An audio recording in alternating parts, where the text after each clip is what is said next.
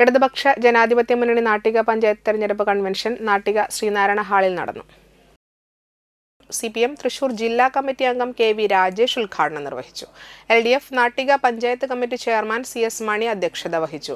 LDF Nattika panchayat committee convener MR Dineshan, CC Mukundan MLA, KA Viswambharan, M Swarnalatha teacher, TS Madhusoodanan, UK Gopalan, Vijayaraghavan TR, ജില്ലാ പഞ്ചായത്ത് സ്ഥാനാർത്ഥികളായ Sajitha, Amal T Preman, block panchayat സ്ഥാനാർത്ഥികൾ, ഗ്രാമപഞ്ചായത്ത് സ്ഥാനാർത്ഥികൾ എന്നിവർ സംസാരിച്ചു.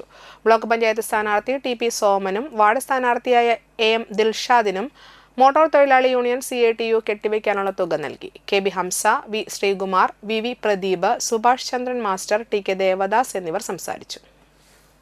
മാനവികതയും മനുഷ്യത്വവും സാഹോദര്യവും മുന്നിൽ വെച്ചുകൊണ്ട്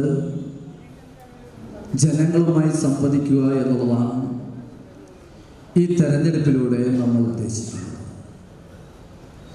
കേരളത്തിനകത്തെ വികസനം വലിയൊരു അജണ്ടയായി നമ്മൾ വയ്ക്കുമ്പോൾ തന്നെ രാജ്യത്തെ ഛിന്നഭിന്നമാക്കിക്കൊണ്ടിരിക്കുന്ന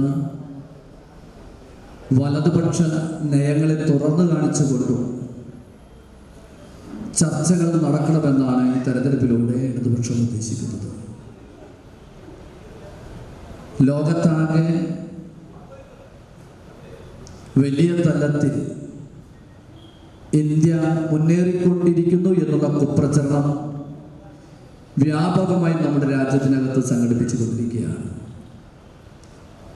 ലോകത്തെ 5 സാമ്പത്തിക രാജ്യങ്ങളിലൊന്നായി ഇന്ത്യ മാറിക്കഴിഞ്ഞു എന്ന് പോലും ചില ആളുകൾ തട്ടിവിട്ടുകൊണ്ടിരിക്കുകയാണ്.